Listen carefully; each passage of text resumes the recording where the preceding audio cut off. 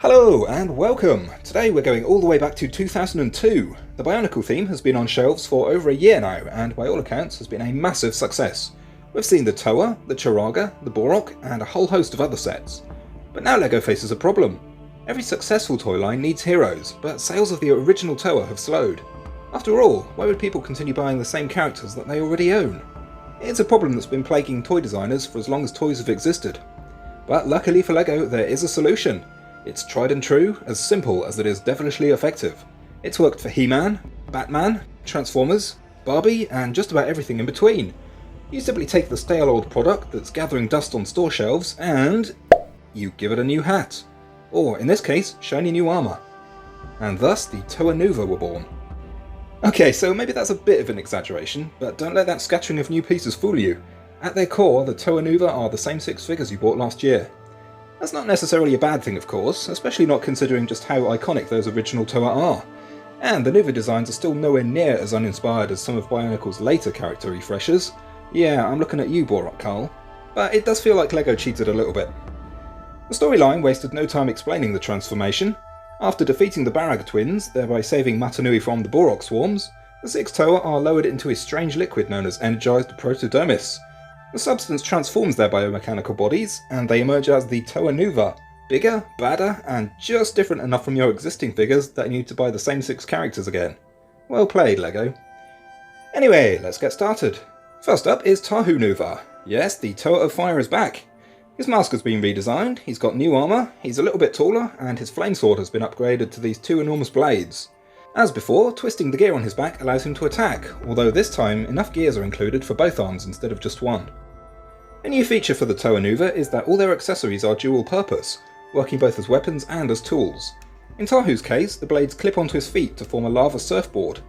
However, with the limited articulation, it's hard to get him into a position that looks convincing. Up close, you can see the redesigned How. It's easily my favourite of the Nuva masks, lumpy and veiny in all the right places, perfectly blending the design of Tahu's original How with the concept of organic metal.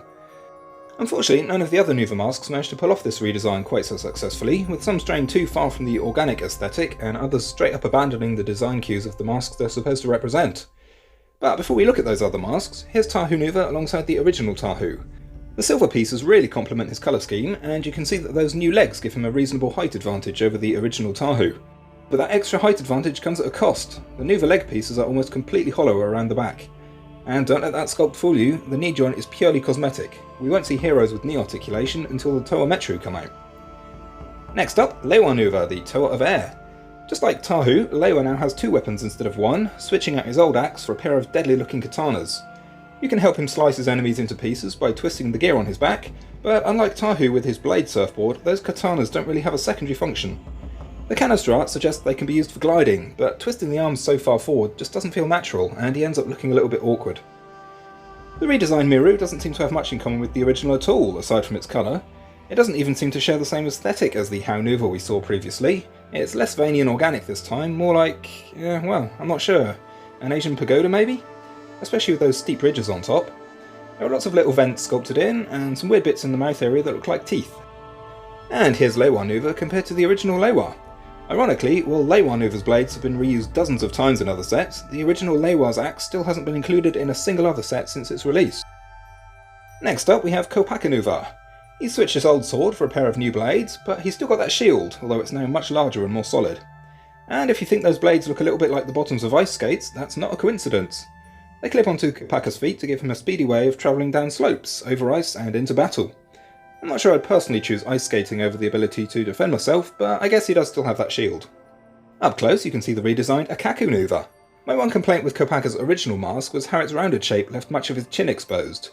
While that's no longer a problem with the Akaku Nova, which has evolved into a more conventional shape, the redesign has kind of robbed the Akaku a lot of its original character. And with that big recess in the middle, a feature more closely associated with Tahu's How than the Akaku Nova just ends up looking like a lumpy How with a weird eye patch. And here's Kopaka Nova compared to his previous form. You can see how much chunkier the new shield piece is, and Kopaka's old one looks really fragile in comparison. Next up, Gali Nuva, the Toa of Water. Her classic hooks have been replaced with these big axe blades, or fins, which have a nice streamlined shape to them. The propellers on the back of her hands are a nice touch to help her speed through the water, And she's unique among the 6 main Toa for using those new leg pieces for all 4 of her limbs. Gali's weapons double as flippers. They clip onto the underside of her feet, just like Kopaka's blades, giving her extra power and mobility underwater. Here's the Akaku Nova up close. For some reason, LEGO abandoned the nice translucent blue of the original mask in favour of this much more boring but presumably cheaper opaque plastic. It's got some nice organic vents on the side, but as with the Akaku Nova, the designers seem to have thrown out the original design and focused instead on trying to copy as much of Tahu's how as possible. In fact, judging from the position of the eye holes, top vent and general shape, it actually is a how, or at least started out as one. And here she is with the original Gali. That unusual use of the new Nuva leg pieces for all 4 of her limbs gives her longer arms than the other Toa Nuva, a change that lines up well with both her original form and the water-themed Charaga Nokama. Next up, Onua Nuva. The Toa of Earth keeps the hunched appearance of his previous design, but now has Borok limbs for arms, which unfortunately limits his playability a little. They really do seem just a bit too short, especially in contrast to his newer, longer Nuva legs. And the 2 huge claws that were such a recognisable part of his previous design are also long gone, replaced instead by a pair of massive chainsaws. It's open for debate whether they're quite long enough to compensate for his little T-Rex arms, but they do look like they can do some serious damage. And if the situation calls for mobility instead of brute strength, those chainsaws conveniently double as rollerblades. They're loud, they're uncomfortable, and they ruin the village pathways, but at least those heavy-duty treads mean you won't fall face first into the pavement if a little pebble gets stuck in the wheel. Here's a closer look at the Pokari Nuva. The original Pokari was the largest of the Toa masks, and the Nuva version continues that legacy. It's big and it's chunky, perhaps even a little bit too chunky. Since the Nuva masks still use the same connection designed for the smaller original masks, being larger and heavier means that they just don't stay in place quite so well during play. And the Pokari Nuva, being the largest and heaviest, is especially prone to getting knocked off. And here's Onua Nuva with Onua Mata. I definitely prefer the original in this case. Even aside from the 2001 nostalgia, the proportions just work so much better on the original, and those claws are perfect for him. Next up, Pohatu Nuva, the Toa of Stone. The only character to keep his original accessories, those 2 special pads on his feet, although now they're silver instead of tan. He's still got that upside down body too, although his new Nuva armour helps disguise the slightly strange appearance. His signature kicking action feature is still present, and although he doesn't come with a boulder anymore, he still has a couple of tricks up his sleeve. You see those big claws?